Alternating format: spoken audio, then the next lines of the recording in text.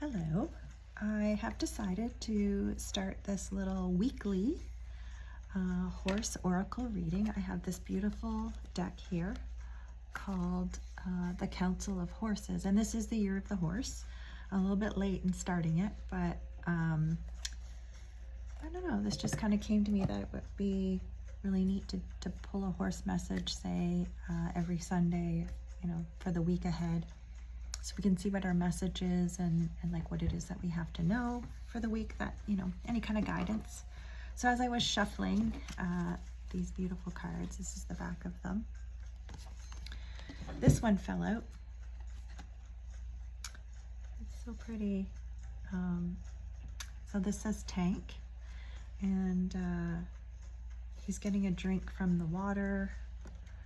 And I don't know if you can see up here on his shoulder, I think there's there's a 2 and a heart there. So it just reminds us that,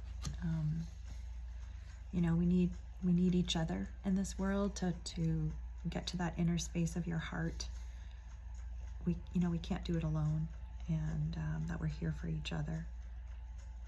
And that's how we get through the world. And so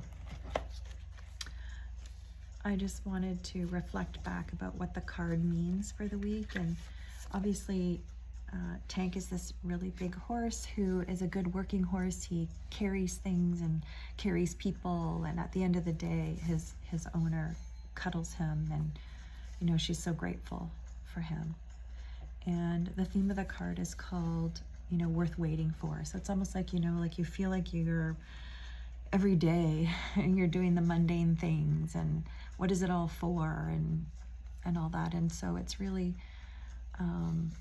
the good things are worth waiting for. Or maybe if you found, what are the good things in the everyday, and just showing up every day. And this says non-resistance, so being like not resistant to the tasks that you have to do in this world.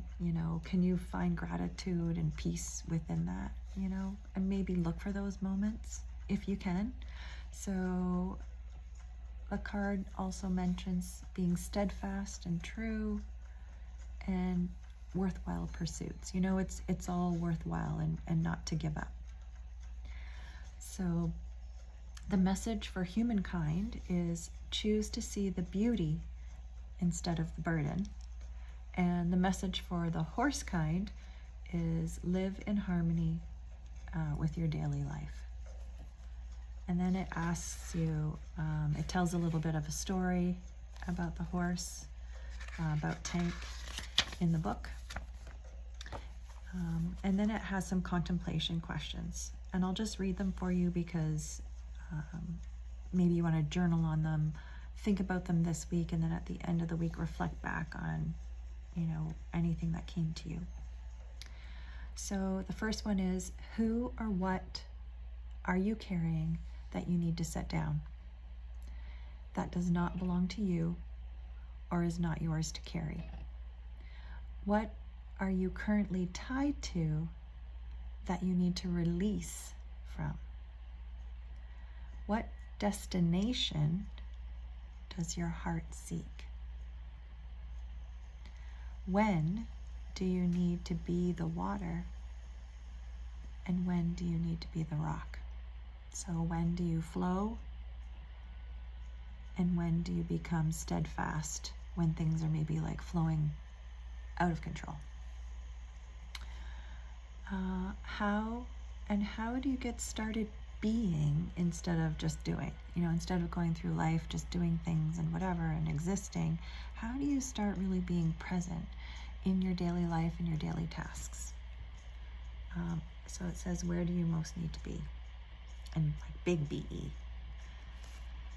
And the invitation from Tank is, instead of resisting or even resenting the repetitive daily routines and chores laid before you, choose gratitude for the small things that enable you to do them, and notice how they and you change.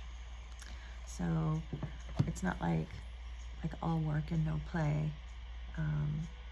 yes, we have to do tasks and stuff, and I know it can be like really super hard to be like, wow, this is all great, all this stuff that I have to do.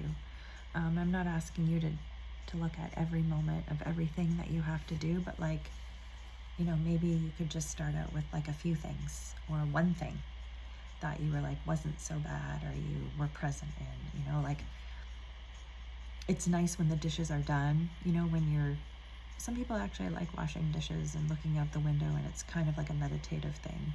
And then when you're done, you look at like the dishes are clean, the countertop is clean, and it just feels good. It feels good to look at a clean space sort of thing. So, you know, if you can just find something small like that. And I picked this up on my travels one time, and on the back it says, I am powerful. So just, you know, makes me think of you're the horse, and you know how powerful you are, and we all are, and not to forget that, even in the everyday. And then I have this cute little crystal stone horse here that I kind of keep at my desk. It's my totem animal, so that's why this year is also really special. And if you haven't already seen, I do offer experiences, and right now there's 3, but 2 horse ones. So one is you can have Reiki with these.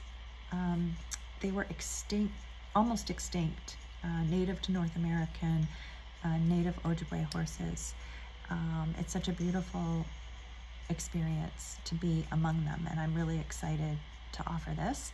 So I think there's only a couple spaces for one coming up at the end of August, on the 30th, and the other experience is in the end of September, the 26th, and that is where you actually are in the field mingling with the horses as well, but you're going to be experiencing a lot of the native teachings and the respect that they have for the horses.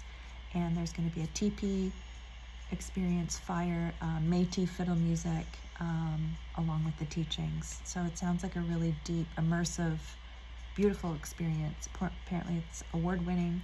So we can do, they have to have a minimum of 6 people to maximum of, I think, 20. So right now I have 3 people. You just need to RSVP. You're not going to pay me. You're going to pay right when you get to the stables.